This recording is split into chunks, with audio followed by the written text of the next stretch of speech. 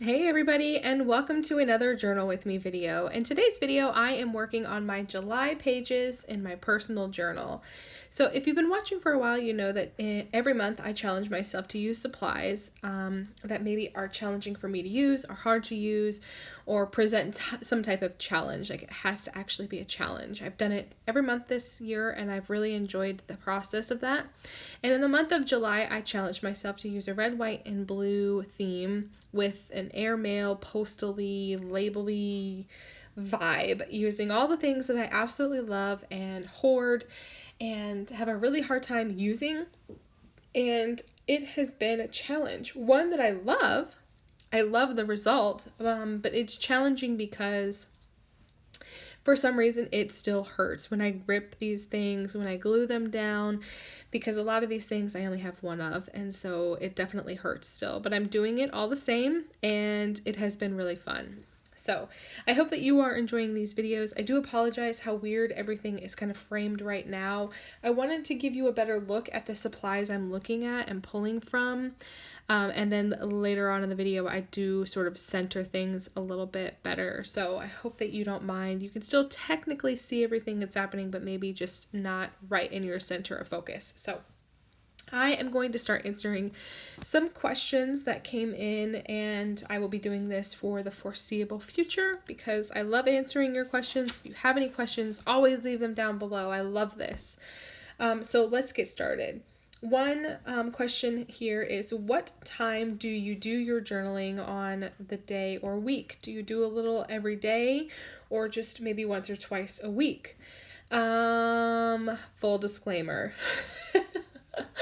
I do not journal every single day. I can't.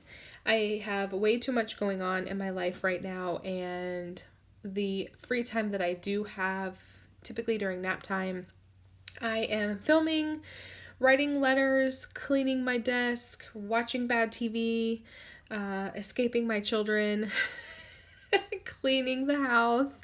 And I typically can't, the journaling is something that I struggle with. I love to do it. I love the act of doing it. I love decorating my pages and making it pretty and setting myself up for success. But the act of actually sitting down and writing, I find it difficult to do. I typically do it maybe once a week, sometimes once a month, twice a month. Most times I just end up playing catch up at the end of the month.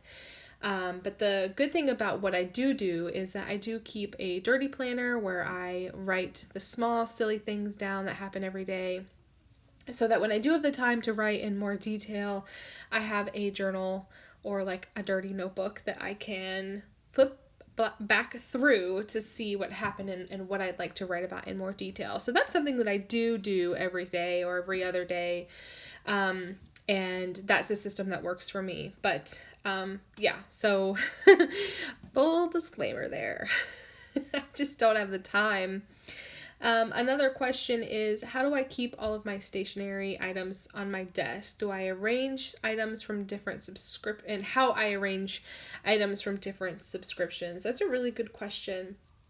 All of my subscriptions and kits stay together for at least 2 or 3 months once I feel like I've used enough of the supplies that I can just toss everything into one box. All of my Your Creative Studio items, they just mesh really well together anyway. And after about 2 or 3 months, I just put them all in one big box. And then when I need to pull from one big box, it's pretty easy to do that.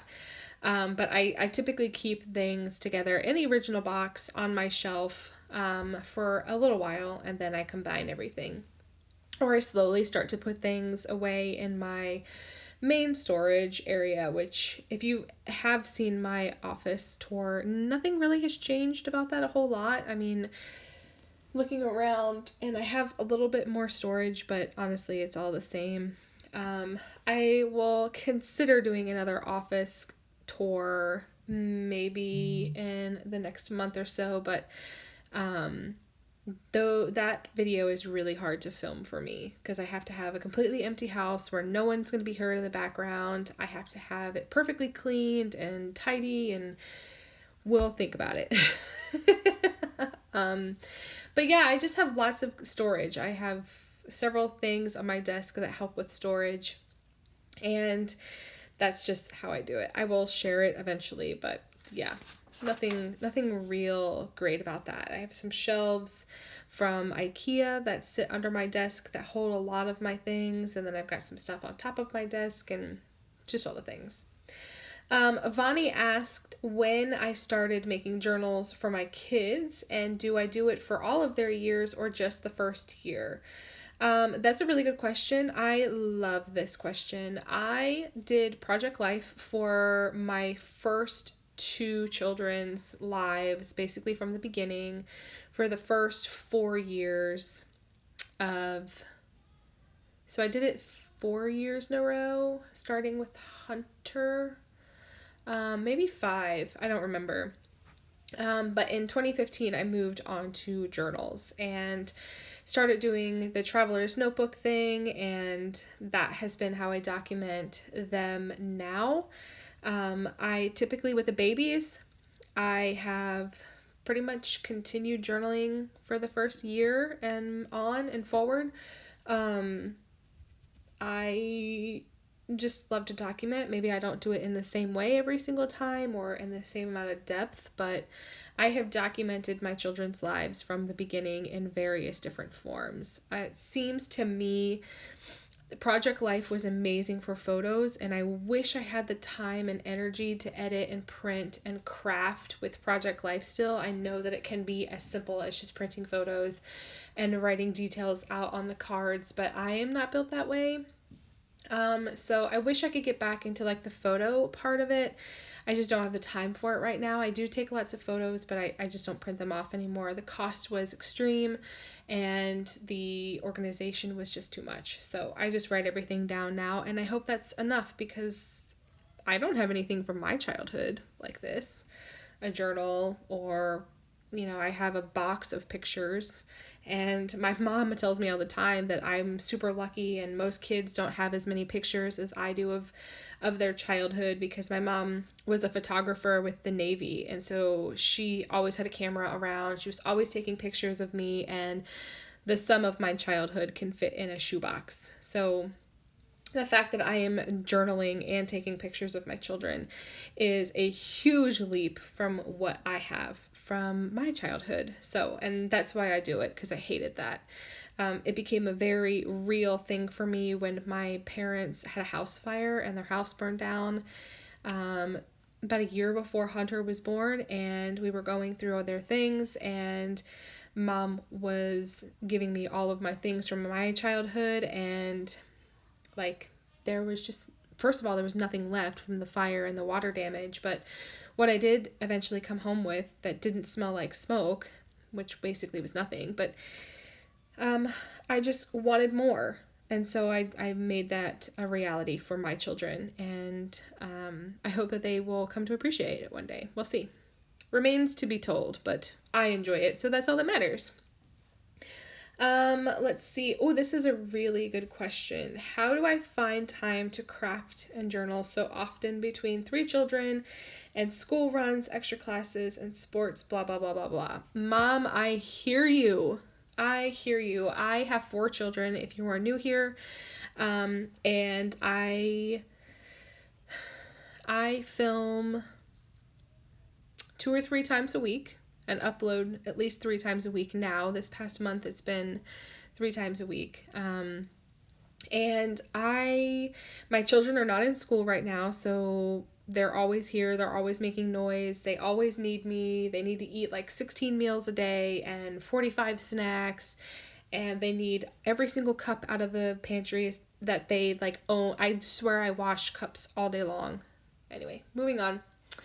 I do all of the things that I do in a 2-hour window every single day. I know that I do not have a lot of time for myself, and that's fine.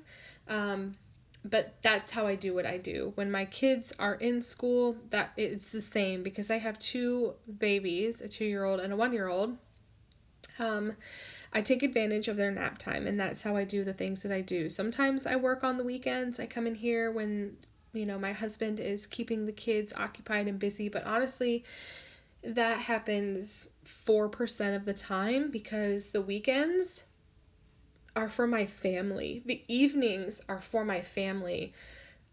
For me, to have a break from everybody else. And yeah, that's how I do what I do. I would love to film a day in a life video.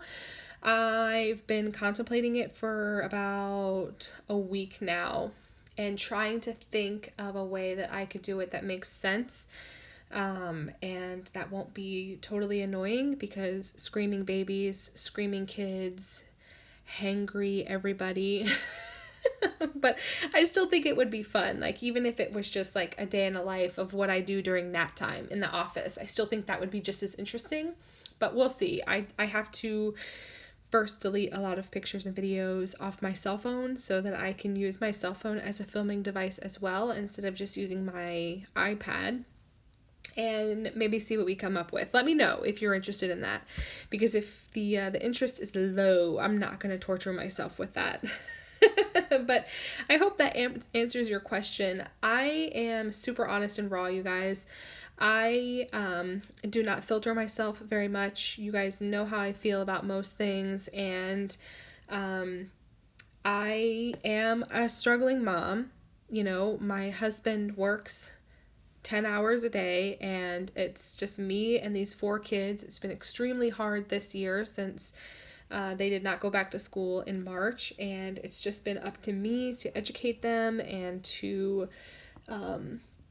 and to do all the things, to remind yourself not to scream too often, and not to cuss when you break your toe for the 16th time in the past month, and to remind yourself to go to the bathroom more than once a day, and to figure out how to feed the 4 different palates that you have, because nobody wants to eat the same things, and to shower every single day, and to call the doctors back when they need you to confirm an appointment, but you have anxiety over that because, am I going to be able to go to that appointment?